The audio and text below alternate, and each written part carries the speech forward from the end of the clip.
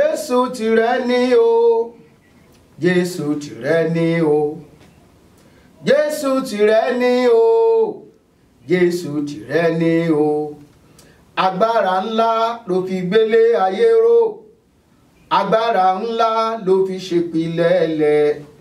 Jésù tìrẹ ni o, Jésù tìrẹ ni o, bàbá mi tìrẹ ni o. Agbára ńlá ló fi gbélé ayé ró, agbára ńlá ló fi ṣèpìlẹ̀lẹ̀. Jésù tìrẹ ni o. Ọgbọ́n tó fún mi tìrẹ ni, kò gbọdọ̀ gbẹ tìrẹ ni. Ojú tó fún mi tìrẹ ni, kò gbọdọ̀ fọ́ tìrẹ ni. Ọwọ́ tó fún mi tìrẹ ni, kò gbọdọ̀ rọ́ tìrẹ ni. Ọmọ tó fún wa tìrẹ ni, kò gbọdọ̀ kú tìrẹ ni. Aya tó fún wa tìrẹ ni, kò gbọdọ̀ lọ tìrẹ ni. Ọkọ tó fún mi tìrẹ ni, kò gbọdọ̀ kú tìrẹ ni. Aya tó fún mi tìrẹ ni, kò gbọdọ̀ kú tìrẹ ni. Ilé tó fún mi tìrẹ ni, kò gbọdọ̀ wó tìrẹ ni. Jésù tìrẹ ni o, Jésù tìrẹ ni o, Jésù tìrẹ ni o, Jésù tìrẹ ni o. Agbára ńlá ló fi gbélé ayé ró, agbára ńlá ló fi ṣèpìlẹ̀ ilẹ̀. Jésù tìrẹ ni o. Ògo ni fún Ọlọ́run wa ní òkè ọ̀run. Mo tún kí gbogbo ẹ̀yin ọmọ Ọlọ́run lórí ètò yìí lónìí wípé ẹ káàbọ̀ sórí ètò jígí ẹ̀mí tí mo wá sáyé ní gbogbo ọjọ́ mẹ́jọ, ní gbogbo ọjọ́ ìṣẹ́gun lálẹ́ látago 9 sí ago 10 alẹ́ lórí ABN television channel 15.9. Síwájú bàbá ti dórí ètò Ọlọ́run là kọ́kọ́ kí. Mo wò yíká ayé, èmi ò rẹ́ni bí ọba mímọ́. Mo rọ́mọ aráyé níbi tí wọ́n gbé ń dádé, níbi tí wọ́n ti ń fira wọn jọba. Mo ráwọn ìjòyè pẹ́pẹ́pẹ́, mo ráládé wẹ́wẹ́. Mo wá rìnrìn àjò ẹ̀mí, mo dá ààfin ìyanu, mo tajú kan, mo rọ́ba tó tún jọba fún gbogbo ọba. Mo rọ́lọ́dùmarè lórí ìtẹ́, ọba ìkú àìsà mo rọ́ba tí ń ṣe ní kàyéfì. Mo wá rí fọ́ba tí ń jẹ́ kábíyèsí gangan. Mo yí kítíkítí, mo yí kìtìkítí níwájú Aláàfin ọ̀run. Ọba tí jẹ́ kírírí ọmọ rí, ọba tí jẹ́ kí ṣíṣe ọmọ ṣẹ. Òun gangan ní jẹ́ àlèwí lè ṣe àlèṣe lè wí. Ní ńlá lọba tí ń jẹ́ mírèkù láàfin, ọba tí ń polówó ọlá tantantan, awẹ̀wò ọ̀rọ̀ dúgbẹ́dúgbẹ́dúgbẹ́dúgbẹ́. Akíkíkí ayìnyìnyìn. Ọba tó kíra rẹ̀ lákìdé góńgó, ọba tó kíra rẹ̀ lákìtọ́ pínpín. Ṣáájú ọlá, ọba tó pọ́n ju gbogbo ọlọ́gbọ́n lọ ni. Gbígbàngbà ọgbọ́n wíwáyà mi pò mí mọ́. Ọba tó gbọ́ngbọ́n tọ́gbọ́n ò lè mú mọ́. Ọba tó mọ̀ tí mà ò lè mọ̀ tán. Olú ọgbọ́n tó kalẹ̀ sóde ọ̀run. Ọba digbidigbi nínú agbára bàbá mi ò mímí lẹ gbígbímù. Kábíyèsí o. Apẹ́ nínú ọlá ńlá ní afọwọ́wọ́ tẹ̀rùtẹ̀rù tí ń bẹ lórí ìtẹ́ àánú. Ọba tí ń bẹ nínú ògo jùlọ, ọba tó pé ní mímọ́, ọba tó pé ní gíga. Ní ti ọlá, ọba mi ju gbogbo aráyé lọ. Ní pàtàkì ipò, nǹkan lèdùmọ̀rè tí ń jọba lórí ìtẹ́ ìwà mímọ́. Ọba tó gbélé ọlá kalẹ̀ sínú ògo, ṣẹ̀rùbà wọn lè lèdùmọ̀rè tí í jẹ́ mímọ́. Ọba tó faratì bí òkè. Bàbá mímọ́, Ọlọ́run àgbáyé, aṣíwájú ogun, alọ̀dẹ̀dẹ̀ ọ̀rọ̀, afúnimásìrègún, aláàfin àjọbọ, onítẹ̀ àánú, oníbùgbé ògo, alágbádá iná, aláwọ̀tẹ́lẹ̀ oòrùn, ẹni àwòrí tí wò wá, olórí àríran, ọ̀gbágbá ń tirigbá, ọ̀gbàgbà ń tirigbà, ọ̀gbàgbà tí ń bẹ lẹ́sẹ̀, ọba aláyé lọ́run, ọba lókè nílẹ̀, ọba mànábòní, ọba mònímọ̀lá, awọ ọ̀tún wò, ó ń bẹ lọ́tún, awọ òsì wò, ó wà lósì, awọ wájú, ó lọ wájú rere bí ogun, ọba tẹ́rẹ̀rẹ̀ káyé, ọ̀kun dẹ̀dẹ̀ tẹrutẹru, darídarí ayé, olùdarí ọ̀run, òrìkàngbéra ẹnijà, ó pàṣẹ fọ́jọ́, ọjọ́ yí bí ọwọ́ agogo, ó sọ̀run rọ̀ dẹ̀dẹ̀, ó solé ayé, ilé ayé ò jábọ́, ó so sánmọ̀, sánmọ̀ ò fàya, ọba tó tẹ̀lẹ̀ lẹ̀bi ẹni ń tẹ́ni, ọba tó ṣe gégéré kó dògbò, ògèlè tí ẹrù tí karáyéráyà bí òkè ńlá, ọba tí kú ò lè pa, ẹni àìsàn ò lè kọlù, alágbádá ogun, ó ṣàkóso ọ̀run, ó lògùn oṣó pa, ó lògùn èṣù gbólẹ̀, ayé gbórúkọ rẹ̀, ayé pa lọ́lọ́, ọ̀run gbóhùn rẹ̀, ọ̀run gbọ́ jìnnìjìnnì, olókìkí ògo, gbogbo ara tó ń tẹ̀rù. Ọlọ́run o, ìyanu òkè, asọ́gbà ìràwọ̀ ọjọ́ dùgbẹ̀dùgbẹ̀, adánimọ̀gbàgbé, alálẹ̀dẹ̀ ọ̀run, afẹ̀rẹ̀lẹ̀jọyè, adẹ́dá ìṣẹ̀dá, aṣòro ojúwe, níbo ló ti wá, níbo ló ti bẹ̀rẹ̀, níbo ni ó parí ẹ̀ sí, ta ni lè sọ, báwo ló ti rí gan-an, kí la lè fi ṣàkàwé, sórí birikiti ní, àbó fẹ́ bẹ̀rẹ̀ gẹ̀dẹ̀, àbórí bí òṣùpá, bọ́yá bí òòrùn ló ṣe rí lálẹ̀dẹ̀ ọ̀run, ta ń jẹ́ gbéná wojú bàbá, ọba gbanigbani, ọba gbààyàn-gbààyàn, ọ̀gbágbá olùgbàlà tí í gbẹ̀dá, ọba fúnimọ́bèrè nǹkan kan, pátápátá parí ọlápò, ọba tí ò lẹ́gbẹ́, amòye àgbà tó finú sánmọ̀ ṣe bùgbé, ọlọ́gbọ́n ọba tó kan sánmọ̀ láàfin, tó fàyè ṣàpótí tìṣẹ̀. Tó ọba mi ni mò ń kírun, ọba tẹ̀rẹ̀ kárí ayé, ọba tó ń pa wá mọ́tọ̀sán tòru, ọba tí ọ̀já kú síwájú ọjọ́ òní, ọba tó sọ wa lọ láti oṣù tó kọjá, ṣe báwa náà látún wọnú oṣù keje yìí. Oṣù keje, oṣù àṣepé ló jẹ́, oṣù ìbùkún ló jẹ́, oṣù ìgbéga ló jẹ́, oṣù àánú ni, àṣepé ni. Gbogbo ire tẹ́ ẹ bá ń wá, ẹ béèrè lọ́wọ́ Ọlọ́run nínú oṣù yìí.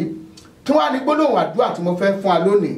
Òun náà ni pé Olúwa o, Olúwa o, Olúwa o, sọ ẹ̀bùn tó fún mi sọ́ di ògo nínú oṣù tí mo wà yìí. Ẹ̀bùn tó fún mi látòdì ọ̀run wá, Olúwa sọ́ di ògo nínú ayé mi. Ìwọ tó sọ ẹ̀bùn Jósẹ́fù di ògo nínú ayé ẹ̀, Olúwa sọ ẹ̀bùn ayé tèmi náà sọ́ di ògo. Ẹ̀bùn tí ayé pamọ́ mi lára yìí, Olúwa fi àánú mú já gbangba. Jẹ́ kí ògo mi ó fọhùn nínú oṣù tí mo wà yìí. Olúwa jẹ́ kí ògo mi jẹ́ kó fọhùn nínú oṣù tí mo wà yìí. Ẹ rí wípé ẹ̀bùn tí èèyàn bá ní tó bá ti rọ̀ mọ́ ògo yóò ní ìdojúkọ, yóò ní ìdojúkọ. Bẹ́ẹ̀ bá wo ìgbésí ayé Jósẹ́fù, ẹ̀bùn tó ní àlá lílá, ẹ̀bùn rẹ̀ ó ní ẹ̀bùn àlá lílá.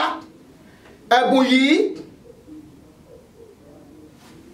àtakò ti bẹ̀rẹ̀ nínú ilé lórí ẹ̀bùn yìí, ṣùgbọ́n ẹ̀bùn yìí kò fi sílẹ̀ nítorí pé ẹ̀bùn yẹn jẹ́ ọ̀nà ìtọ́ni kan tọ́lọ́run fi ń gbà tọ́.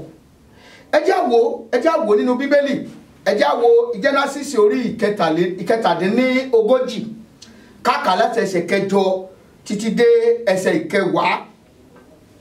Ó kà báyìí wípé Jósẹ́fù sì lá àlá kan, ó sì lọ fún àwọn arákùnrin rẹ̀, wọ́n sì tún kórìíra rẹ̀ sí i nítorí kíni? Nítorí àlá rẹ̀.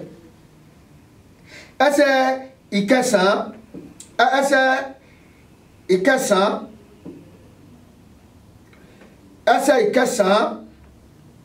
ẹ jẹ́ ká wo ẹsẹ̀ kẹsàn-án báyìí. Ẹsẹ̀ kẹsàn-án láti kà yẹn, ẹsẹ̀ kẹsàn-án ẹsẹ̀ kẹjọ la kà yẹn tẹ́lẹ̀. Ó sọ wípé ẹ jẹ́ á wò láti ẹsẹ̀ kẹjọ. Àwọn arákùnrin rẹ̀ sì wí fún un pé, ìwọ ó wá jọba lórí wa bí, tàbí ìwọ ó ṣe olórí wa nítòótọ́? Wọ́n sì tún kórìíra rẹ̀ sí nítorí àlá rẹ̀ àti nítorí ọ̀rọ̀ rẹ̀. Ó sì tún lá àlá mìíràn, ó sì rọ fún àwọn arákùnrin rẹ̀. Ó wí pé, sá wò ó, mo tún lá àlá kan sí i, sì wò ó, oòrùn àti òṣùpá àti ìràwọ̀ 11 ń forí balẹ̀ fún mi. Ó sì rọ fún bàbá rẹ̀ àti fún àwọn arákùnrin rẹ̀. Bàbá rẹ̀ sì bá wí, ó sì wí fún un pé, àlá kí ni èyí tí ìwọ ńlá yìí? Èmi àti ìyá rẹ àti àwọn arákùnrin rẹ yóò wá nítòótọ́ láti forí balẹ̀ fún ọ. Wọ́n ò fi òye gbé àlá rẹ̀ yìí, wọ́n ò fi òye gbé ẹ̀bùn kan bẹ nínú ayé arákùnrin yìí. Ẹ̀bùn yẹn dẹ̀ ni ògo tí Ọlọ́run ti rán wá sí ayé. Ẹ̀bùn tí Ọlọ́run sì fẹ́ lò nìyẹn láti gbé ìdílé yẹn dìde. Ṣùgbọ́n wọn ò fiyèsí, kàkà bẹ́ẹ̀ wọ́n dojú kọ ni. Nígbà tó dé ìkóríta kan, àwọn ẹ̀gbọ́n ẹ̀, ẹ jẹ́ ká wo nǹkan tí wọ́n ti ṣe fún. Ẹ jẹ́ wo verse 23 oríta kàn yẹn. Ẹ jẹ́ wo verse 23 oríta kàn yẹn. Ó sì ṣe ní ìgbà tí Jósẹ́fù dé ọ̀dọ̀ àwọn arákùnrin rẹ̀, wọ́n bọ́ ẹ̀wù Jósẹ́fù, ẹ̀wù aláràǹbarà aṣọ tí ó wà lára rẹ̀ wọ́n wò pé bóyá lára aṣọ aláràǹbarà yẹn ó ní àṣẹ àlálílà yẹn wà ẹ jẹ́ á bọ́ kúrò lára ẹ̀ ọ̀tá tó ń rí ẹ wọ́n fẹ́ bọ́ aṣọ ògo kúrò lọ́rùn ẹ̀ ṣùgbọ́n àṣẹ yẹn ń bẹnu omi ara rẹ̀ ń bẹnu ẹ̀jẹ̀ ara rẹ̀ wọ́n wá tún gbé ìgbésẹ̀ kan wípé ó dàbí ẹ wípé aṣọ yìí nìkan kan o ẹ̀jẹ̀ á jù sínú ihò gbígbẹ wọ́n wá ní ẹsẹ̀ kẹrìnlélógún wọ́n sì mú wọ́n sì gbé sọ sínú ihò kan ihò náà sì gbẹ kò sí omi ní ibi tí wọ́n jù sí yẹn gan tí ò bá jáde ń bẹ̀ ìbákú bẹ̀ tẹ̀gbọ̀tẹ̀gbọ̀n ẹni ìbákú bẹ̀ tògótògó ni ó gbàdúrà níbo ni ayé fi mí pamọ́ sí pẹ̀lú ẹ̀bùn tó fi fún mi yìí níbo ni ayé fi mí pamọ́ sí pẹ̀lú ògo tí mo ní Olúwa fi ọwọ́ agbára pè mí jáde wọ́n yọ Joseph jáde wọ́n tà lẹ́rú sí ìrìn àjò wọ́n ti bọ́ aṣọ kúrò lára ẹ̀ ṣùgbọ́n ní ìrìn àjò tó wà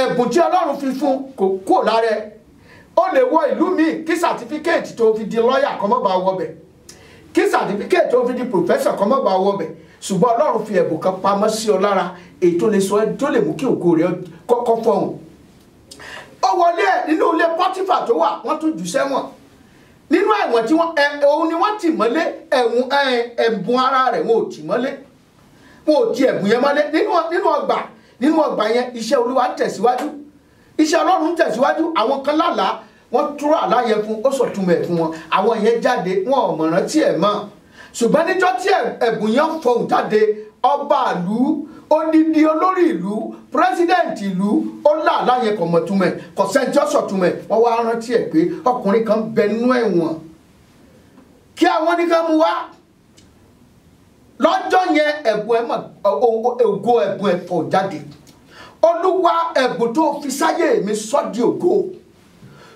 ògo fún mi jẹ́ kó Olúwa mú mi já gbangba nínú oṣù tí mo wà yìí pè é jáde kúrò lára mi oríṣiríṣi ẹ̀bùn ló wà pàápàá fún àwọn tá a jẹ́ kìrìsìtẹ́nì sẹ́mọ̀ pé jígí ẹ̀mí lè tó tá à ń wò lábala yìí mo lè sún síwájú díẹ̀ kí n bá wa sọ dáadáa torí pé ó ṣe pàtàkì fún ọ torí pé tí ó ṣe ọ lóore tí ó ṣe àwọn ọmọ rẹ lóore ni àwọn ẹ̀bùn kan wà tá a fojú tẹ́ńbẹ́lú ẹlòmíà ní mo ti kàwé mo kọjá kíláàsì yẹn èmi odidi pòfẹ́sọ̀ kan wá gbọ́ pé mò ń kéwì bì kan èmi odidi lọ́ọ̀yà kan wá gbọ́ pé mò ń kọrin bì kan Ọlọ́run sì fún ẹlẹ́bùn orin yẹn kó fi yin Ọlọ́run lógo ó fi yìn ó sì jẹ́ pé tọ́lọ́run fẹ́ wò mọ́ ọ láàánú láti ṣàánú fún ọ nínú ìjọ Olúwa ọ̀rọ̀ adẹ́kẹ̀ síbì kan ni wọ́n ní ọ darapọ̀ má kọrin irọ́ ó jẹ́ darapọ̀ mọ́ wọn ẹ̀bùn ọ̀ṣà ẹlòmíì ó ní ẹ̀bùn láti dúró látàárọ̀ súlẹ̀ tí ò ní lára ẹ̀bùn ọ̀ṣà ló níyẹn nínú chọ́ọ̀chì ńkọ́ òòlù ẹ̀bùn yẹn ní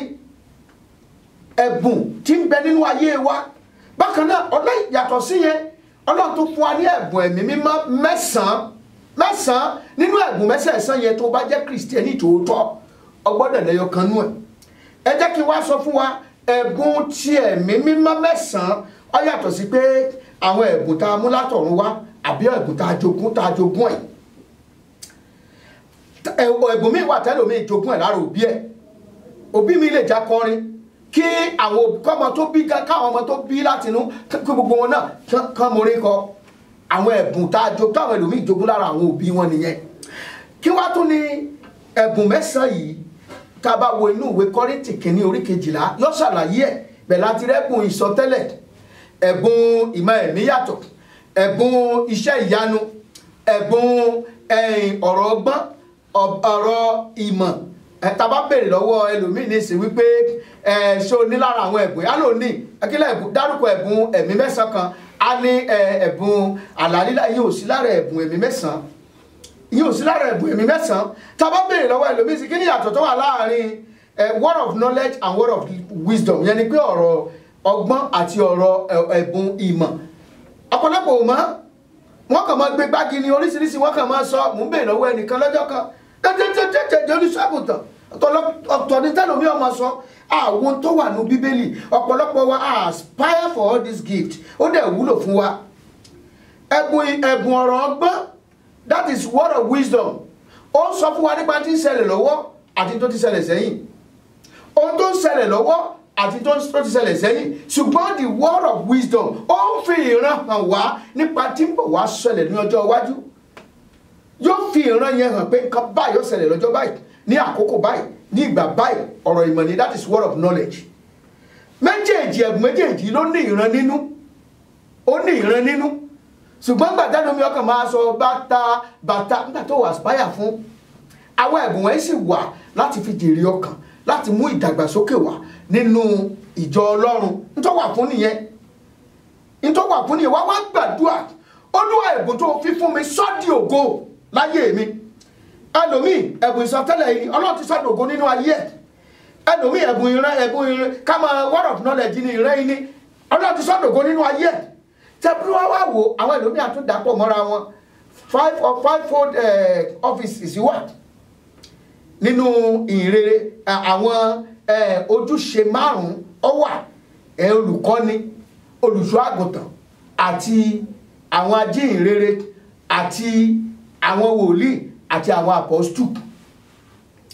Ó lè jẹ́ ẹ̀bùn ìkọ́ni lọ́lọ́run fún ẹ, tẹra mọ́ kó wá more knowledge sí. Ó lè kò síbi tí ó lè gbé ọdẹ ní gbogbo àgbáyé. Ó lè jẹ́ ẹ̀bùn olùṣọ́ àgùntàn, ká counsel, ká gbani lámọ̀ràn, ká torí bọ ìṣòro ẹlòmíì, kó gbàdúrà fún kárẹ̀ kí àánú ṣẹlẹ̀. Ẹlòmíì sì wà tó jẹ́ pé ẹ̀bùn evangelist ni máa kéde ìrere yìí ní gbogbo àwọn tó bá ti rí mọ́ bá wọn sọ̀rọ̀ pa Kristi. Ìyẹn gbogbo onígbàgbọ́ ló gbọ́dọ̀ níyẹn, torí Jésù sọ pé ẹ lọ sí gbogbo ayé kẹsì máa wàásù ìrere gbogbo ènìyàn. Bákan náà ẹ̀bùn ti wòlíì, sàmúyẹ́ sì mọ gbogbo ọ̀pọ̀lọpọ̀ wòlíì, àwọn yọ́ngyọ́ng kìíní tán jáde dìde sí tán dájọ́ sílẹ̀. Ọ̀pọ̀lọpọ̀ jẹ́ pásọ̀ mọ́, wá ní prophet làwọn, prophet mi, prophet. Ẹlòmíràn sọ pé arárá èmi ṣe pásọ̀, I'm a prophet tí ò ríran. Ẹni tó bá ti pe rẹ̀ prophet gbọ́dọ̀ jẹ́ tí ń ríran, ìran kedere tí ì ṣe báyìí. Ẹni tá a pè prophet nìyẹn. Ẹlòmíì kan oyè lẹ́lòmíì gbé kiri. Lẹ́yìn prophet apostle ló kàn. Èyí tá a fi dápọ̀lọpọ̀ apostle mọ̀lẹ́ni ní fìlà àtàwọn rìgádíà ńláńlá. Apostle ipò rẹ̀ tó ju wòlíì lọ, ó gbọ́dọ̀ máa gbọ́ lójoojúmọ́ kò gbọ́dọ̀ gbé ìgbésẹ̀ kankan láì jẹ́ pọ́lọ́n bá sọ̀rọ̀. Ọkàn péré lápòstù wọ́n kàn fòye dá ọ sí bàbá wa ń bọ̀ ó gbogbo aládé ó bàbá wa ń bọ̀ ó. Ṣéyẹn ló yẹ ká fi dá ọmọ. Ó yẹ ká lọ wá Ọlọ́run. Ẹ̀bùn wo lọ́lọ́run fún mi? Ipò àpọ́sù tí wọ́n fi mí sì ń já àpọ́sù ní mi bèrè lọ́wọ́ rẹ̀. Ipò wòlíì tí wọ́n fi pè mí, ṣé wòlíì ni mí tòótọ́? Olùṣọ́ àgùntàn tí wọ́n pè mí, ṣé olùṣọ́ àgùntàn ni mí lótìtọ́ àti lódodo? Evangelist ṣé evangelist ni ó tòótọ́? Ǹjẹ́ ó ṣiṣẹ́ àjíǹrere? Ǹjẹ́ ó ṣe àbẹ́kàn fi yẹ ọ sí? Ẹ bá ti dá àárín gbogbogbò á pè ọ́ dìde, àwọn àpọ́sù ti dé o. Ó dẹ̀ lẹ́bùn àpọ́sù lára. Olúwa ẹ̀bùn tó fi sí mi lára mi sọ́ di ògo mọ́ mi lára. Olúwa jẹ́ kó fọ̀hún ògo jáde láyé mi. Wá ṣàánú fún mi. Ọ̀pọ̀lọpọ̀ ẹlòmíì lọ́lọ́run fún lẹ́bùn ṣùgbọ́n tí ọ̀ká kún ẹ̀bùn yẹn ti dòkú mọ́ wọn lára. Padà lọ sí ẹsẹ̀ àgbélébùú lónìí. Ẹ̀bùn wo ló fún mi? Ọ̀pọ̀lọpọ̀ wa la fojú tẹ́ńbẹ́lú àwọn ẹ̀bùn pẹ́pẹ́pẹ́pẹ́. Nígbà tèmi gbàgbọ́ ẹ̀bùn tọ́lọ́run kọ́kọ́ fún mi ni wípé kí n máa kéwì, kí n máa fẹ́ wì yín ológo. Ó ní dojúkọ tòótọ́ lọ́pọ̀lọpọ̀ churches tá a dé gbà yẹn àwọn ìkẹ́wì o àìsègbà wọn lè wá ta. Ṣùgbọ́n ìwì yẹn náà sọ di ògo. Ó dé ìkóríta kan tí a bá lọ sí wọ́n invite mi ní church ńlá wa kan lọ́jọ́ kan wọ́n fẹ́ ṣe praise night. Ọjọ́ yẹn mo ti ẹ̀ strong díẹ̀. Mo bẹ pásọ̀ ẹ̀jẹ̀ rest lọ́fíìsì mo dẹ̀ rest torí àwọn olórin tó borí kọ jù mí lọ́wọ́ à ń bẹ̀. Àwọn akéwì tó mọ̀ gbogbo wọn náà wà ń bẹ̀. Ṣùgbọ́n mo sáà ń fi ẹ̀mí mi gbàdúrà Olúwa máa ràn mí lọ́wọ́ ní iṣẹ́ ìránṣẹ́ ìlálẹ̀ ràn mí lọ́wọ́. N kò ta aago 3 òru wọn bá wá jí mi jẹ́ kí èmi náà sáré lọ rí lo bíi 5-10 minutes kí n kó ń bẹ̀. Kí ni mo bẹ̀rẹ̀ sí ní kí Ọlọ́run báyìí Ọlọ́run máa sọ̀kalẹ̀ lọ́jọ́ yẹn. Ọ̀ṣà tó wà wájú mi lọ́kọ́kọ́ gbókìtì dànù agbá Ọlọ́run bí lulẹ̀ nígbà tó Ọlọ́run sọ̀kalẹ̀. Mo wá ṣàkíyèsí pé tí n bá tún ti yin Ọlọ́run lọ sápá bí àwọn èèyàn tún ṣubú lọ bẹ́ẹ̀rẹ́bẹ́. Àpọ́sà tún wò pé Ọlọ́run máa fi ara rẹ̀ hàn deliverance ṣẹlẹ̀ lẹ́sẹ̀kẹsẹ̀. Àwọn èèyàn gba ìtúsílẹ̀ lórí pé kí ni à ń kéwì mo tún wá ń bi ara mi ṣé wì mò ń ké sá. Ọlọ́run jẹ́wọ́ agbára rẹ̀ má tẹ̀ bẹ́lú ẹ̀bùn tó wà lára ẹ̀. Wọ́n tún invite mi sí church kan lọ́jọ́ kan. Church yẹn wọ́n sọ òyìnbó pọ́nbélé ni. Gbogbo àwọn musician praise night náà ni. Èyìnbó wọ́n sọ. Mo wá wò pé kí ni ìdí tí wọ́n fi pè mí wá bí? N kò sá àyàsá tọkàn mi. Kémi náà sáré ṣe tèmi. N kò wọ́n kú máa bless wa lábá ṣe tán. Kí ni mo bọ́ síwájú tàbẹ̀ sí ní ṣe báyìí? The unction of God came down. The presence of God came down. Even the general overseer tó wà ń bẹ̀.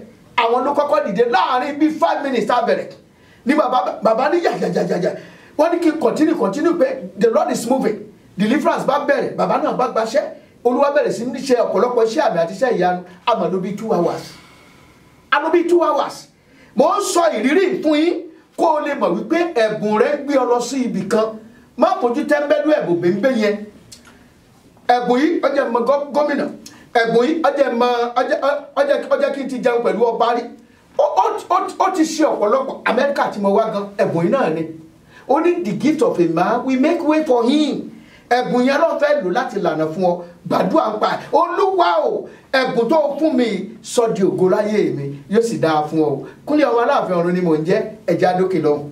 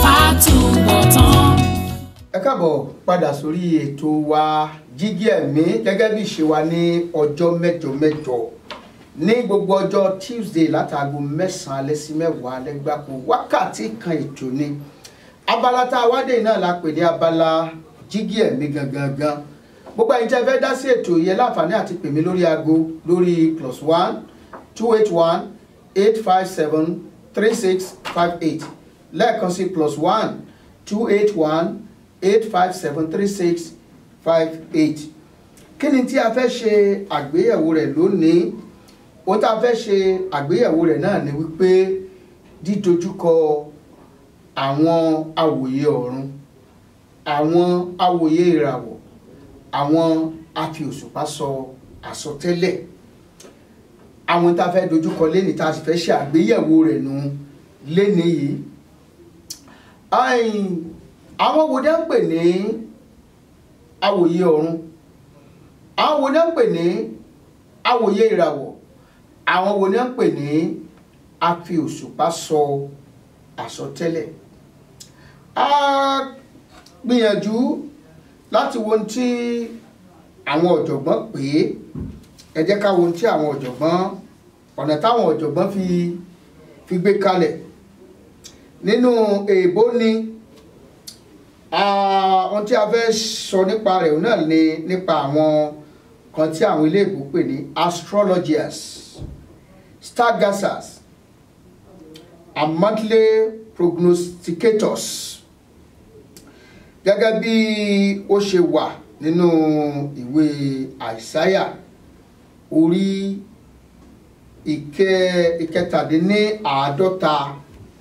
ìkẹtàdínláàádọ́ta a wo ẹsẹ̀ ìkejìlá àti ẹsẹ̀ ìkẹtàlá Isaiah chapter 47 verse 12 to and verse 13 ó kà báyìí wípé dúró nísinsìnyí tí ìwọ ti iṣẹ́ àfọ̀ṣẹ rẹ àti ọ̀pọ̀lọpọ̀ iṣẹ́ àjẹ́ rẹ èyí tí ìwọ ti fi ń ṣe iṣẹ́ ṣe láti ìgbà èwe rẹ wá bí ó bá ṣe pé ó lè jẹ́ èrè fún ọ bí ó bá ṣe pé ìwọ lè borí ẹsẹ̀ kẹtàlá àárẹ̀ mú ọ nípa ọ̀pọ̀lọpọ̀ ìgbìmọ̀ rẹ jẹ́ kí àwọn awòye ọ̀run àwọn awòye ìràwọ̀ àwọn afiòṣùpá sọ àsọtẹ́lẹ̀ dìde dúró nísinsìnyí kí wọ́n sì gbà ọ́ lọ́wọ́ nǹkan wọ̀nyí tí yóò dé bá ọ ìyẹn ni pé àwọn kan wà tí wọ́n ń pè ní àwọn awòye ọ̀run àwọn kan wà tí wọ́n ń pè ní àwọn awòye ìràwọ̀,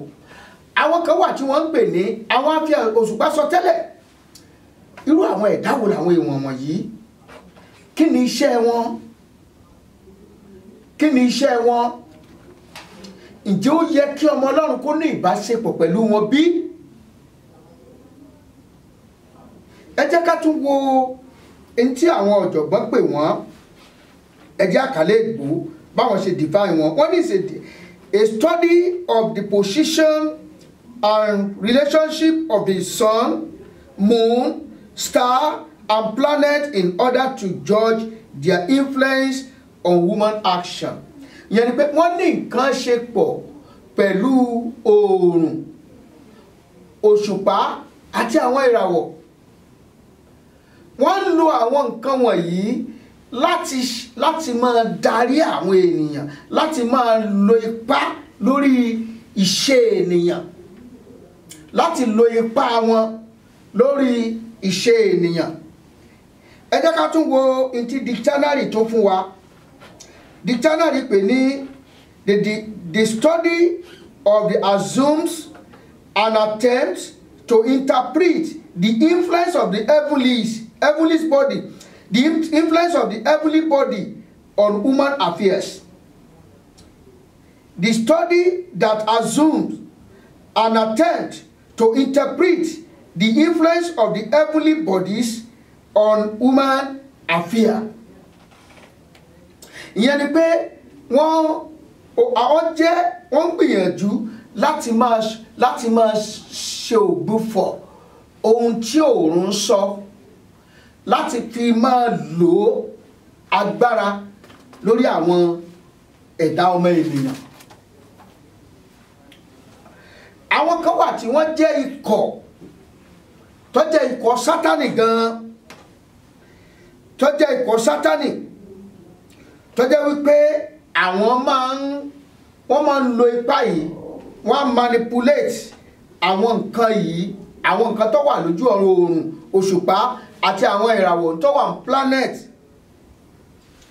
láti fi ṣe nǹkan tí ó bá wù wọ́n, láti fi lo ipá lórí ènìyàn.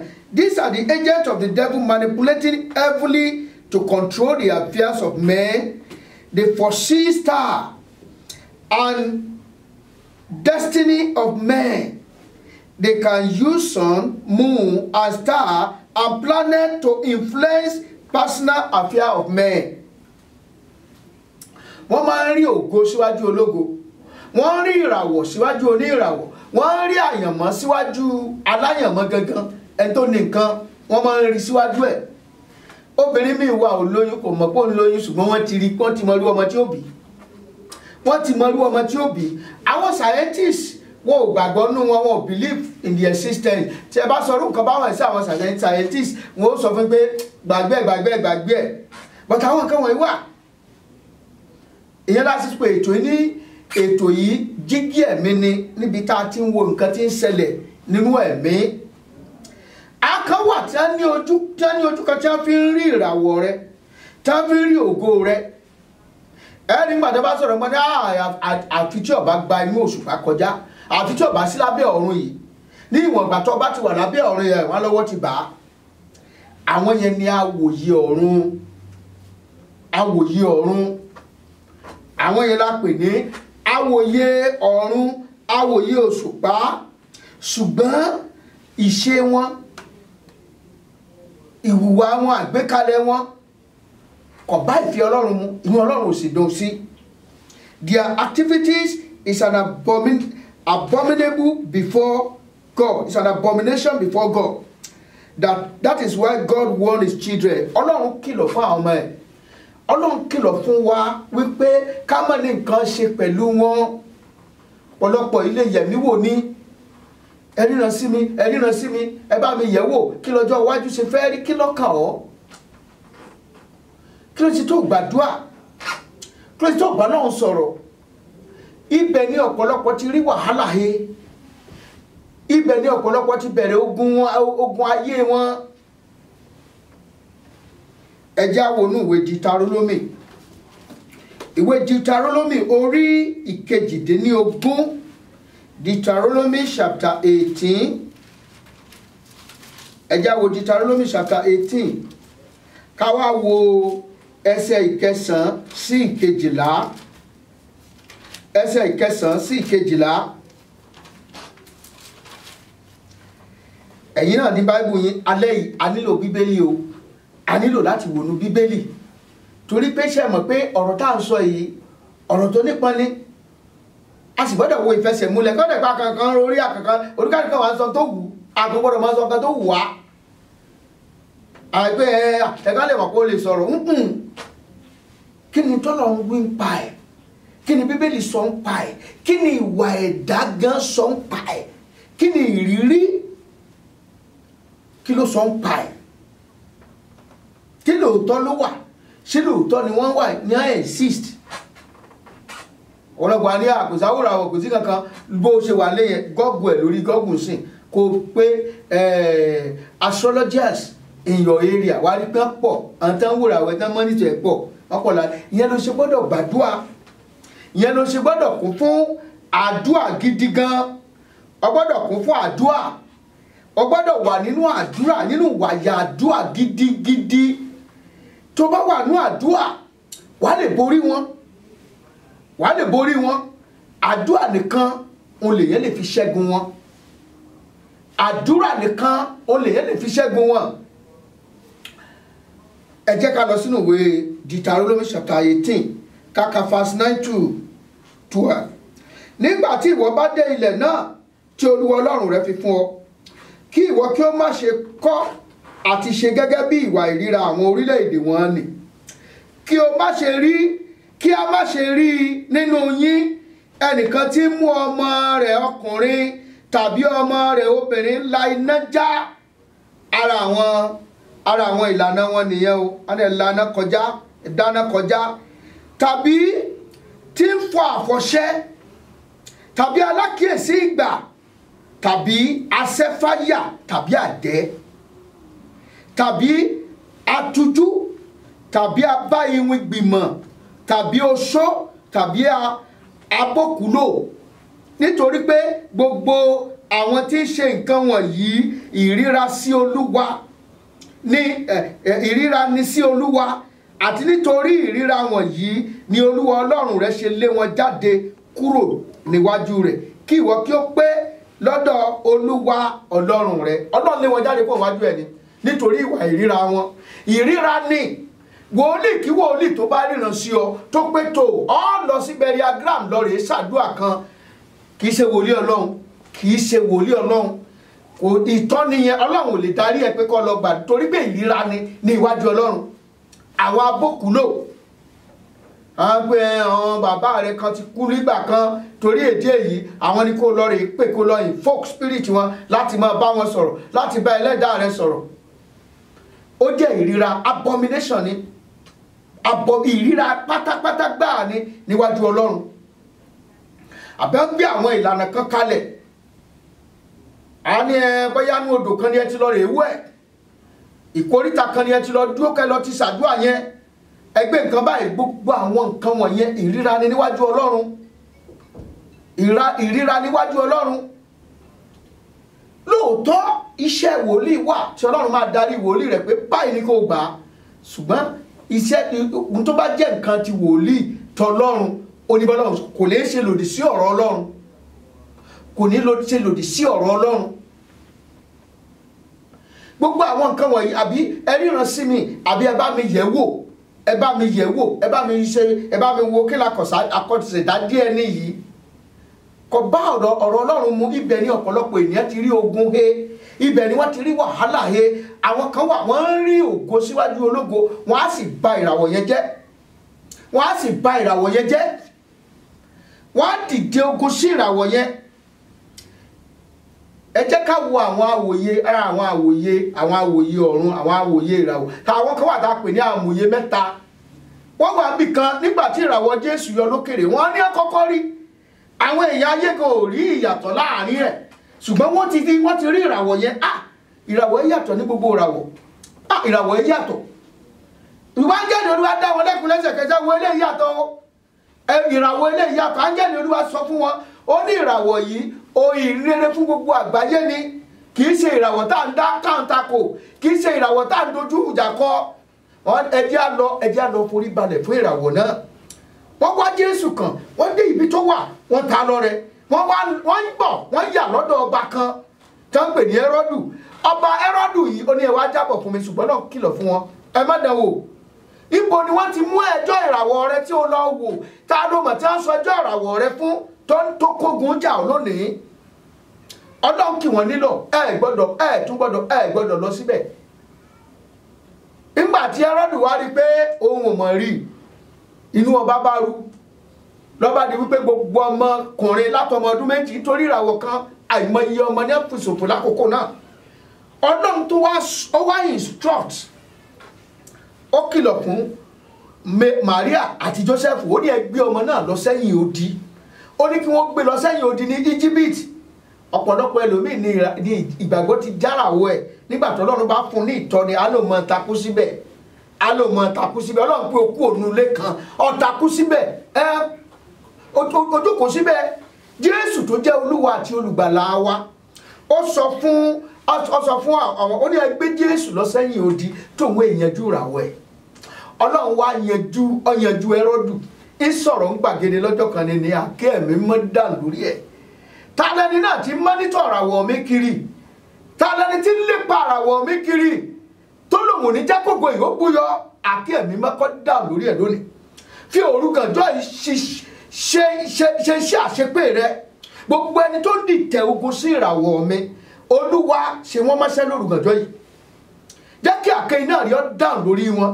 ó bá wù ọ́, ẹlòmíì àdúrà yìí ti le jù fẹ́ lómi báyìí á ní pásítọ̀ kí lè ṣe lẹ́yìn gbàdúrà báyìí, ìgbà bá pàràwọ̀ ẹ tí wọ́n pàwọ̀ gan ń gbọ́dọ̀ fẹ́ yọrí ẹ̀. ẹlòmíì wọ́n pàràwọ̀ míì, wọ́n tún rán ìràwọ̀ yẹn, wọ́n rán lọ sọ́run àpáàdì. ẹ̀yin ará mi nínú Olúwa, àṣọ ilé láti sátá ẹnikẹ́ni, ṣùgbọ́n jígí ẹ̀mí ni láti wùlà wá lójú ẹ̀mí láti rí. mò ń bọ̀ jẹ́ lókè lọ.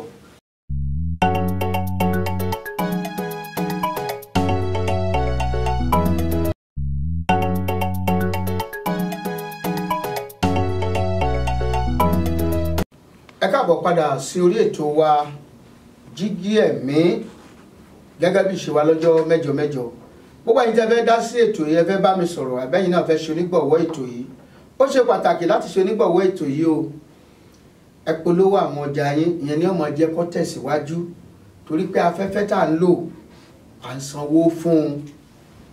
ẹ pè mí lórí 281-857-3658 281-857-3658. àwọn tó bá pè lẹ́yìn odi Amẹ́ríkà, ẹ lè pè mí lórí +1-281-857-3658. à ń sọ̀rọ̀ nípa àwọn awòye ọ̀run, awòye ìràwọ̀ àti àwọn afi òṣùpá sọtẹ́lẹ̀. àwọn afi òṣùpá sọtẹ́lẹ̀ wọ́n pọ̀ káàkiri. ọṣẹ́ tí wọ́n dẹ̀ ń ṣe lórí ògo ọ̀pọ̀lọpọ̀ ọkọ̀ àyànmọ́ láyé láti ẹ̀ ti bò mọ́lẹ̀ pàpátá. ọ̀pọ̀ ló ti gba rúùtù tí Ọlọ́run ọ̀ràn sí. ọ̀pọ̀lọpọ̀ ẹlòmíì wọ́n ti lu ìyàwó àṣìyàn, ọkọ àṣìfẹ́, ó ti da ìrìn àjò ẹlòmíì rú. ìdí ẹ̀ ló ṣe láti ní Kristi gẹ́gẹ́ bí Olúwa àti Olùgbàlà rẹ. ṣé bọ́lọ́run tó dáwọ́ yẹn náà ló dáwọ́ náà? Bíbélì sọ pé wá Olúwa nígbà tí ẹ lè rí ẹ pé, nígbà tí ó súnmọ́ tó wà nítòsí. Ọlọ́run bẹ nítòsí rẹ ò pé. ẹni tí ò bá sin Ọlọ́run, tí ò tó Ọlọ́run ni ó mọ̀ sìn.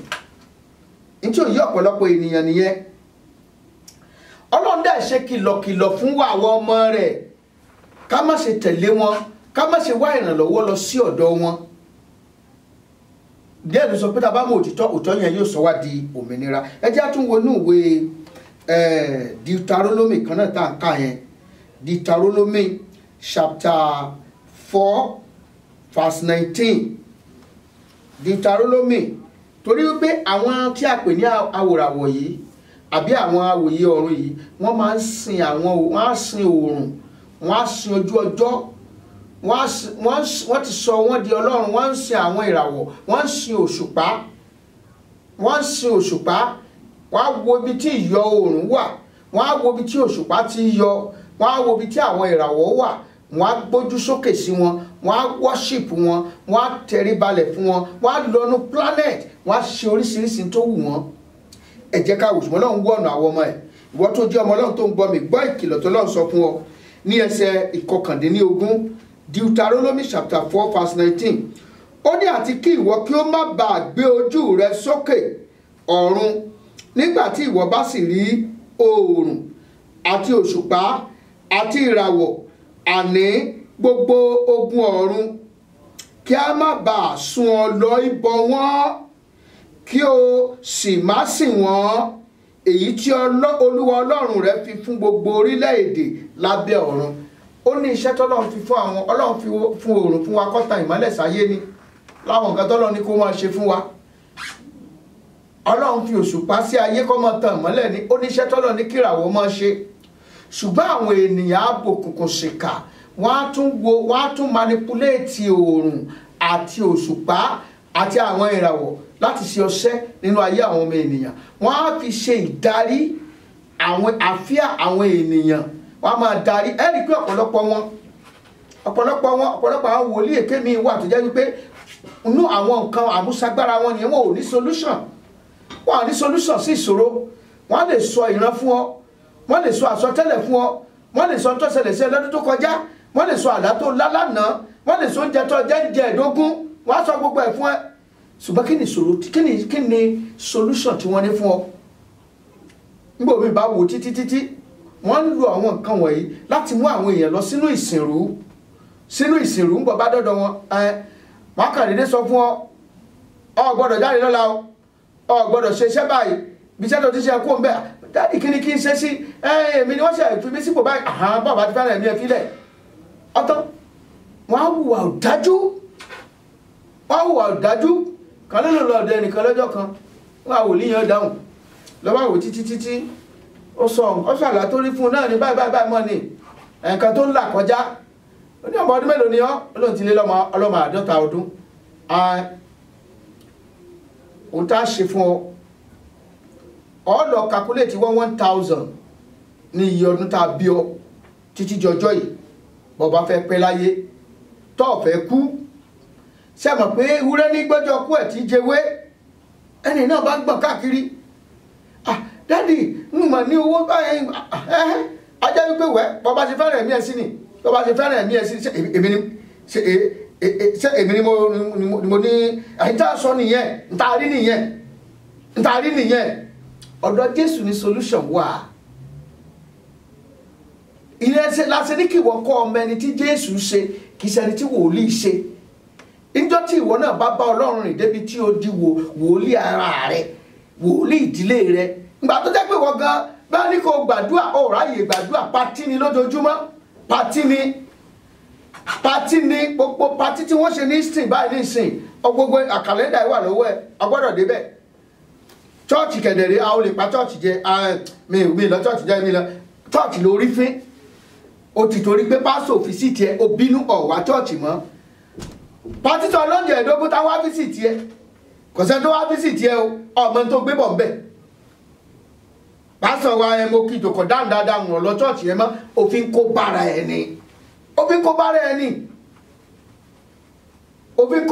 ẹni. Bó sì jẹ́ ọ̀dọ̀ ara bí náà lọ ní bá sọ̀rọ̀ ní owó ló fi bá sọ̀rọ̀. Àwọn àti bàbá fàlọ́ fàbọ̀ náà wà á rúbọ kan náà ni ẹgbọ́n tó ọmọ ẹrú yẹn náà owó náà ló bá dé. Àwọn babaláwo gan owó sọ ọ̀dọ̀tí mọ́ ọba wọ ọ́fíìsì wọn gbogbo oríṣiríṣi íńtánẹ́ẹ̀tì gbogbo ẹ̀ ló kún bẹ̀ nísìn náà ń gbádùn ní èsì. Ìyẹn la ṣe ní kọ́ ọmọ ẹni tí Jésù ṣe. Tó bá mẹni tí Jésù ṣe, Bíbélì sọ wípé ẹ pè mí èmi ò dá yín lóhùn, wọ́n sì fi àwọn ohun alágbára wọ́n fi hàn yín. Ọlọ́run fẹ́ràn àwọn, ó máa ń jẹ́ ẹ̀dùn fún Ọlọ́run gbà mí wípé àwọn ọmọ mi tí ẹ jẹ́ pé ọ̀fẹ́ nìkan yìí, ẹ wà á máa wá tí ò tú Ọlọ́run káàkiri láti sáré tẹ̀lé wọn lẹ́yìn nígbà tí Ọlọ́run ti ṣètò gbogbo tán. Ó tún wá torí Kristi, Jésù fara, ó fi ẹ̀mí rẹ̀ ó fi rúbọ nítorí tiẹ̀, ó fi rúbọ nítorí tirẹ̀. màá sọ ìtàn kan fún ọ kó lè mọ nǹkan tí Jésù gbé ṣe nítorí ẹ, nítorí tiẹ̀. Jésù gbé nǹkan kan ṣe nítorí tiẹ̀. Ó ní Jésù ṣe ó fi ìtẹ́ ògo rẹ̀ sílẹ̀, ó wá fira rẹ̀ sí ipò sísan tiẹ̀. Ọ̀dọ́mọkùnrin kan ilé ìwé kan wà tó jẹ́ wípé inú ilé ìwé yẹn wọ́n máa ń sábà jí fóònù ni. Gbogbo fóònù àwọn ọmọ yẹn pátápátá ni wọ́n ń jí kó. Àwọn ọmọ yẹn wá wò pé àwọn ò mú olè yìí lọ́jọ́ kan. Wọ́n ti jí fóònù ọmọ kan bẹ̀, wọ́n tún wá jí fóònù míì. Fóònù ilé tí wọ́n gbé yìí Android ní tó nípọn. Ọmọ ẹ̀ jí lóru ni ò rí fóònù yìí mọ́. Ní bá wá wọ́n bá sàǹtú gbogbo, wọ́n bẹ̀rẹ̀ sí ní wá, wọn ò rí fóònù yìí. Wọ́n bá lọ, wọ́n bá rí kéèjì ọ̀nà, wọ́n wá ṣàwo ibi tí olúkálùkù. Bàbá kan wá sùn sí ibì kan, ó sùn lé báàgì kan mọ́lẹ̀, wọ́n wá tẹ ríǹgì fóònù yẹn. Bí fóònù yẹn ṣe ń dún lábẹ́ bọ̀bọ́ yìí tó sùn nìyẹn, ó sùn lé báàgì yẹn. Ní wọ́n bá jí bọ̀bọ́ yẹn fún níláàdì, wọ́n wá rí wípé kìí tiẹ̀ sọmọ inú ọgbà wọn bẹ̀. So ìwọ ló ti wá jí fóònù kó látijọ́ yìí, wọ́n bá wọnú báàgì ẹ̀ tó sùn lé yẹn, ọ̀pọ̀lọpọ̀ fóònù ló wà ń bẹ̀. Ẹni tó sì máa ń sùn lórí ibùsùn yẹn tẹ́lẹ̀ ní jẹ́ Jọ́ọ̀nù ti lọ kàwé lóru, bọ̀bọ́ ìwá wá síbẹ̀ ló bẹ̀rẹ̀ sí ní ló wá sùn síbẹ̀ yìí. Ní wọ́n bá mú bọ̀bọ́ ìlú, ìgbà tí wọ́n gbé wọ́n fẹ́ wẹ́ igi ẹni tí wọ́n jí fóònù ẹ̀, ó gbé igi lákọ̀ wẹ́ mọ́ lórí, ní wọ́n bá pariwo má pa. Ẹjẹ́ àti ẹ̀ béèrè ọ̀rọ̀ lẹ́nu ẹ̀, wọ́n béèrè ọ̀rọ̀ lẹ́nu ẹ̀, ṣe ló ń fẹ́ àṣẹ ó di ní kò lè sọ̀rọ̀. Gbogbo tí wọ́n ní ókè sọ́mọ̀ ìwé tá a bá fún ọ ní nǹkan tó lè kọ́, wọ́n bá fún níwèé, ló bá kọ̀wé wípé tó òun bọ̀ láti ìlú kan ni òun wá dúró sí ọmọ ìlú báyìí, òun wá dúró sí Benin torí pé òun ní kò ń yà lọ́dọ̀ àbúrò òun John. Ó lóun sì mọ̀ pé lọ kàwé, ó lóun sì mọ̀ wípé ó lè ní láti lé, ṣùgbọ́n òun mọ̀ wípé tẹ́ bá ka pẹ̀lú lù pa ni. Òun lòún ṣe wá sùn sórí báàgì yẹn, òun lòún ṣe, wọ́n tẹ̀ ti fẹ́ lù pa, wọ́n ṣe wá bẹ̀rẹ̀ sí ní kànú ẹ̀mí, wọ́n ti fẹ́ lù pa. Ó wá lòun tún máa bẹ̀ wọ́n wípé kán má bínú, wípé gbogbo fóònù tẹ́ ti ń wá, òun mọ̀ wípé Jọ́ọ̀nù náà ló ń gbé, ṣùgbọ́n ẹ bá mi dáríjì, ẹ bá torí ẹ̀ ló ń ṣe wá jì ìyá ẹ̀, ló ń wá gbàyà ẹ̀ jẹ, wípé kẹ́ ẹ jọ̀ọ́ kẹ́ ẹ má pa. Ṣùgbọ́n wọ́n ti ná gbogbo ara ẹni, agbára ẹ̀ ti bẹ́jẹ̀ yánnayànna. N tó kọ sínú ìwé nìyẹn. Gbogbo náà wá bú ẹkún wípé ìyà oníyà ló wá jẹ, ìyà ẹ̀ṣẹ̀ ẹlẹ́ṣẹ̀ ló wá jẹ. Ohun tí Jésù wá ṣe fún mi àti ìwọ nìyẹn o. Wọ́n ní Jọ́ọ̀nù olè o, wọ́n ní Jọ́ọ̀nù alágbèrè o, wọ́n ní Jọ́ọ̀nù oníṣekúṣe o. Jésù jìyà nítorí tiẹ̀, ó wá jìyà nítorí tiẹ̀ náà. Ṣé kò wá yẹ kí wá ní tí ò lè ṣe fún ọ tó fi ń wá ìrànlọ́wọ́ lọ sí ọ̀dọ̀ àwọn awòye òrùn, àwọn awòye ìràwọ̀, àwọn afi òṣùpá sọ àsọtẹ́lẹ̀, tẹ́gbẹ́ ibẹ̀ ló ń wá ojútùú fún ìṣòro rẹ lọ. Ṣé ẹ rí àwọn tí a pè ní awòye òrùn yìí, awòye ìràwọ̀ yìí, wọ́n jẹ́ àwọn tó jẹ́ wípé ẹ rí pé mò ń sọ ìtàn kan lọ nípa àwọn tó jẹ́ wípé tí wọ́n tẹ ọba Hẹ́rọ́dù tó fẹ́ pa Jésù Kristi. Ṣùgbọ́n Ọlọ́run mọ̀, ó gbàdúrà náà lálẹ́ yìí. Ta láwòye ìràwọ̀ tí ń wòye ìràwọ̀ mi tó fẹ́ pa ìràwọ̀ mi? Ta láwòye òrùn náà tó fẹ́ pa náà ògo ayé mi? Olúwa ṣe mọ́ṣẹ́ ní alẹ́ yìí.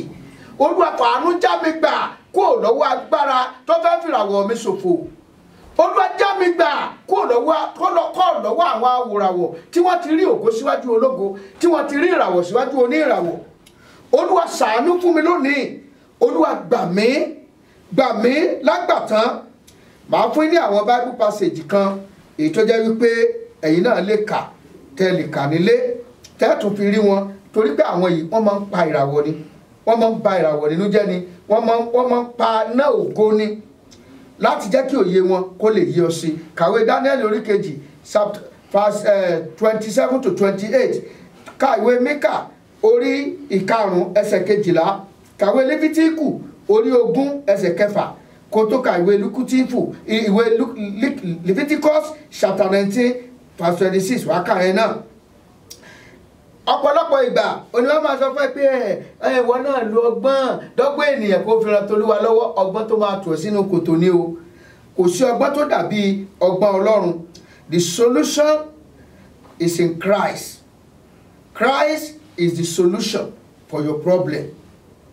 You can only find solution in Christ. Tó bá wo ìwé Fílípì orí kejì ẹsẹ̀ 9 sí 11, ó ní a ti fi orúkọ kan fún wa, èyí tó ju gbogbo orúkọ lọ, wípé ní orúkọ Jésù kí gbogbo kó máa wólẹ̀, àti ń bẹ lọ́run àti ń bẹ láyé. Pé orúkọ yẹn kó tó sùn lálẹ́ yìí, pé orúkọ yẹn fi gbàdúrà lọ síwájú rẹ̀ kó jẹ́wọ́ ẹ̀ṣẹ̀ rẹ̀ pé èmi náà ti lọ ní ìyẹ̀mí wò rí o ti lọ ní aládáhùn ṣe rí o ti wọlé pásítọ̀ ẹ̀ríran sí mi ìwọ́gbọ̀n òmòtítọ́. Kì í ṣe pé Ọlọ́run fífi ran àwọn pásítọ̀, Ọlọ́run fi ran àwọn, ṣùgbọ́n má gbẹ́kẹ̀lé Ọlọ́run ní kó gbẹ́kẹ̀lé. Ọlọ́run bá rán wọn sí ọ, ó tún gbọ́dọ̀ yẹ̀ wò nínú ẹ̀mí. Ìdí ẹ̀ la fi sọ wípé ọmọ Ọlọ́run àǹfààní wa pọ̀ níwájú Ọlọ́run, ṣùgbọ́n ọ̀mọ́ báwo ni ìbáṣe tó kọjá pé ọ̀rọ̀ tí mò ń ṣàlàyé yìí kò yí ẹnìkọ̀ọ̀kan wa. Yóò dára fún ọ, kì í dùn púpọ̀ ṣínbà iná lọ́bẹ̀ ògbé, ẹ jẹ́ kí n dókè lọ. Mo ríre gbà o, ó ṣe mí lóore. Mo ríre gbà o, mo ríre mo ràánú gbà o, ó ṣe mí lóore. Mo ríre gbà o.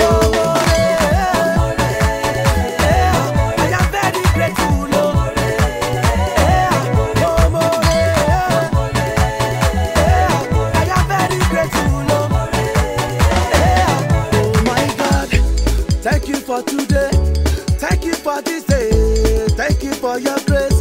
Mo bẹ́kẹ̀tẹ̀ bẹ́kìtì ọba láàánú, aṣíwájú ohun gbogbo ẹ̀yin ni tọ́ka ń dú. See my life, oh Lord, I'm grateful, my testimony by your grace, oh. Ọ̀gbẹ́ni níjà kẹ́rù wọ́pọ̀ níjà o, Ọlọ́run mi, my comforter, oh. Mo ríre gbà o, ó ṣe mí lóore. Mo ríre gbà o, mo ríre mo ràánú gbà o, ó ṣe mí lóore. Mo ríre gbà o, ó ṣe mí lánú, mo rànà gbégbà o. Ọgbọ́n káyé sotò ni mo léwì kan tí mo fẹ́ ké. Jésù ń bọ̀ wáyé, mo fẹ́ kọrin ewì tí ẹ tẹ́tí gbọ́. Orin ńlá olówe, àwọn ọ̀rọ̀ gùdùgbẹ̀ bí àdìtú ni mo fẹ́ forí ewì túmọ̀. Àwọn àṣàyàn ọ̀rọ̀ tí ń mú ní tẹ̀pá ìrònú, orin jọjọ bí iná tí ń jó òyàn wọra dénú egungun, àwọn ọ̀rọ̀ sọkútú wọ̀wọ̀. Agbépẹ́ńlé aró wọ́n ṣe bá gbé òní padà wálé mọ́. Àlùkò pẹ́ńtà osùn wọ́n ṣe bá lùkò òní dẹ̀yìnbọ̀ wálé. Lékeléké pẹ́ lóde ìkẹfun wọ́n ṣe bẹ́yẹ aláṣọ funfun ti lọ́ọ́ digbére. Wọn ò mọ̀ pé bọ́jọ́ bá po fírí ṣe ló ń ta wá lólobó pé alẹ́lẹ́ fẹ́ lẹ́. Ètí mọ́ wá ìwà ìtí ṣejú ọ̀run yẹ̀riyẹ̀ri, ó sọ fún wa wípé etí fẹ́ yọ ni. Ètí mọ́ wá ìwà ìní sọ fún wa wípé àrá ò jìnnà. Àwọn àmì ń ṣẹlẹ̀ bí ìwé mímọ́ ti ń wí, ọ̀pọ̀ àmì ní sòdodo fún dídé bàbá. Ọ̀pọ̀ ènìyàn ní wá lórúkọ bàbá mi. Wọ́n láwọn ni Kristi tí ń bọ̀ wá sáyé. Wọ́n láwọn ni Mèsáyà tí ń bọ̀ látọ̀run. Wọ́n ń tàwọn ènìyàn jẹ, wọ́n ń kó wọn sínú ibi. Gbogbo wa ló kúkú ń gbọ́ gbogbo ìdágìrì ogun bó ti ń lọ. Kákíyèsára nìwé mímọ́ wí ká lè wà láìspòyà. Ọ̀pọ̀ àmì ló ti wà nínú ìwé mímọ́. Gbogbo àmì tí ń bẹ nínú ìwé mímọ́ ló máa ṣẹ pátápátá. A ti fẹ́ wọnú òpin, bàbá ti fẹ́ dé káyà múra. Àwọn orílẹ̀-èdè ń bára wọn jagun lọ́wọ́lọ́wọ́. Ilẹ̀ ọba sí ilẹ̀ ọba ìyàn. Àjàkálẹ̀ àrùn kọ́ ọ̀pọ̀ ìṣẹ̀lẹ̀ níbẹ̀ níbi gbogbo káàkiri fún ẹ̀rí ńlá kí gbogbo ènìyàn ó lè mọ̀. Ọ̀pọ̀ àsọtẹ́lẹ̀ láti gbọ́ síwájú kí nǹkan wọ̀nyí ó tó dé. Ọ̀pọ̀ wòlíì òdodo ló sọ pé Jésù ń bọ̀. Ó ń bọ̀ bí olè lóru ni. Lọ́jọ́ tí a mú bàbá, ó lè já aya, ó lè mú ọkọ kó fìyàwó ẹ̀ sílẹ̀. Ó lè mú àbúrò kó jọ̀wọ́ ẹ̀gbá àgbà pátápátá. Wọ́n lè máa lọ lọ́nà oko kó mẹ́ni tó rugi kó fẹni tó ragbọ̀n sílẹ̀. Lọ́jọ́ tẹ́ni méjì ó sùn sílé tí ó kọ̀kan ṣoṣo. Ìwé ìròyìn á kún fọ́fọ́. Ọ̀pọ̀ rédíò ni ó sì pariwo gbanjáre ẹgbani. Ṣùgbọ́n ẹ̀gbá ò ní bóró mọ́, bàbá ti lọ. ọmọ á ti lọ ẹ̀mí mímọ́ á ti lọ àwa àyànfẹ́ á ti kú ò nílẹ̀ ọ̀pọ̀ àgórí òkè kówó lù wọ́n bóyá wọ́n lè yọ nínú ìparun ṣùgbọ́n ẹ̀pa ò ní bóró mọ́ ẹ múra ó ń bọ̀ o bí ọjọ́ inú àní ó sì rí tí wọ́n ń jẹ tí wọ́n ń mu tí wọ́n ń ṣègbéyàwó tí wọ́n ń jó mùkúlùmù kẹ́ńkẹ́ tí wọ́n kọtọba lókè ilẹ̀ nú à ń pariwo wọ́n ní wèrè ni wèrè ni omi ń dé wèrè ni omi ń ya wèrè ni ọ̀rọ̀ àgbélébù ń kọ́ fáwọn aláìmọye wọ́n láwọn èèyàn tí ọ̀yẹ̀lú ẹgbẹ́ wọn jù ú lẹ̀ bá yẹ̀lú ó dọjọ́ náà ara wa lọ́jọ́ tí kíákíá pa lọ́jọ́ ọ̀dájọ́ lọ́jọ́ tí ò wọ́pọ̀ ó ń bọ̀ o ẹ jẹ́ akéde rẹ̀ káàkiri kẹ́ẹ̀wí faraálé kẹ́ẹ̀wí fèrò oko ẹ̀wí fọmọdé kẹ́ẹ̀wí fómidan ẹ kéde rẹ̀ káàkiri gbogbo àgbáyé gbogbo ìlú Amẹ́ríkà ní ẹ kéde ọ̀rọ̀ ìgbàlàdé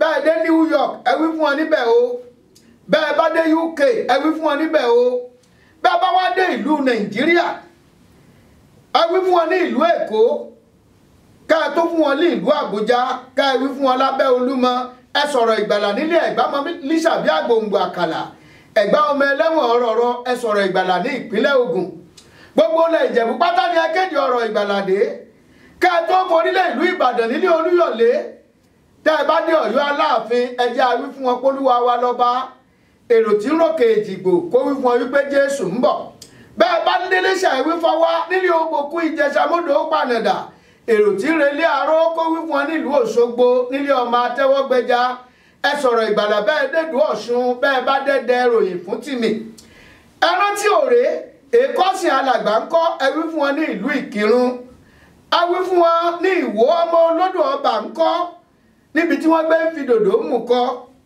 ká ẹ tó forílẹ̀ Ilé Ifẹ̀ nílé Àbútẹ́ní onífẹ̀ Ọọ̀ni Àbú onífẹ̀ Òòrè akéde rẹ̀ dé Kókó Dọ̀fìàn Ìjàgbó Ìjàṣẹ̀ Òòró Ìlúdòró Dọ̀fìàn Èrìjìyàn Ìyìn Èkìtì ń kọ́ ẹkéde rẹ̀ dé Òkìtìpupa ẹ wí fún wọn ní ìlú Àràndùn gbogbo ilẹ̀ Yorùbá pátápátá tí ẹ dé gbogbo ilẹ̀ Ìgbò gbogbo ilẹ̀ Haúsá ó ní ẹ jẹ́ wí fún wọn wípé Jésù ń bọ̀ o ẹ wí fún ọmọ Haúsá wípé kókó ń tọ́bẹ̀ gan ni mutumunde ya mutu ya ta sí sánsán bá àgáníbá ẹ sọ̀rọ̀ ọ̀gbàlà fọmọ ọmọlà ẹ wí fọmọ Ìgbò wípé Chineke oyè sábùtà nàbíà kẹ ẹ wá wí fúnra ègùn wípé Mátíù ọ̀tá àtàn àlọ́ títọ́ fún àsántẹ́lẹ̀ ẹgbẹ́ Jòhánù wá bó tó yẹwé ó dọ̀ dòsún gbòjú dètòmẹ̀ dánmọ́ mi lẹ fọ́jọ́ ń àhọ́lúdu òlọ́tàn sẹ́pọ́ ọkọ ìyàwó ń kànlẹ̀kùn gbọ̀ngbọ̀ngbọ̀n ọgbọ́n káyé sọ̀tò nínú o Jésù ń bọ̀ o ẹ̀jẹ̀ agbáradì ilẹ̀ tó kí dùn kó pọ̀ sí báyìí náà lọ́bẹ̀ oge jẹ́ máa dúpẹ́ lọ́wọ́ àwọn tá a jọ ṣètò lónìí ayàwòrán mi Samuel Arówólò bákan náà ni wọ́n tún dúpẹ́ lọ́wọ́ aṣọ àwòrán pọ̀ òun náà tún dúró gangan lónìí òun náà ni Wálé Àríyọ̀ olóòtú ètò tòní òun náà ni Adébánkẹ́ Ọ̀jẹ̀yẹmí olóòtú obìnrin bí ọkùnrin nu bákan náà tún ni wọ́n dúpẹ́ lọ́wọ́ olóòtú àgbàyànyán bàbá onínkanu Paul Arówólò ẹ ṣé òkúlẹ̀ ọmọ Aláàfin ọ̀run lèmi ń jẹ́ ìbí àmọ́ pé gbogbo ẹja tí ń bẹ nínú omi ẹ gbàdúrà kó mi ọmọ gbẹ gbogbo ọ̀kàsà tí ń bẹ lálẹ́ odò ẹ gbàdúrà kó dùn ọmọ gbà torí tí omi bá gbẹ tàbí tí odò bá fà àtẹjà àtọ̀kàsà ní ọ̀farabá ń bẹ kòkò ní bẹ lórí iná ní náńgbàrú kò tọbẹ̀ bí kòkò bá fọ́ tí ọbẹ̀ sì dànù ojú náà lórí mọ̀ bò àṣán sára alẹ́ ò fi ṣe yẹ̀yẹ́ ọ̀tọ́jú ẹ̀ ọkàn o bọ́ bá nà kankan sí èèyàn mẹ́sàn-án yòókù jẹ́ tiẹ̀ mẹ́sàn-án yòókù mẹ́sàn-án mẹ́wàá ló ní o ẹ̀jẹ̀ àfọwọ́wẹ́wọ́ kọ́wọ́ wa ó lè mọ́ bọ́ ọ bá ṣe rere sí èèyàn ire ó bá ọ gbogbo ibi tó o bá ti rò sí èèyàn kan náà ìpadà àbọ̀ àbá ọ mọ́ ṣe bí rere ní kọ́ mọ́ ṣe torí pé kí ni Jésù ń bọ̀ Kúnlé ọmọ Aláàfin ló sọ wípé pẹ̀lú ògo Ọlọ́run á tún pàdé lọ́sẹ̀ tí ń bọ̀ Jésù lolúwa.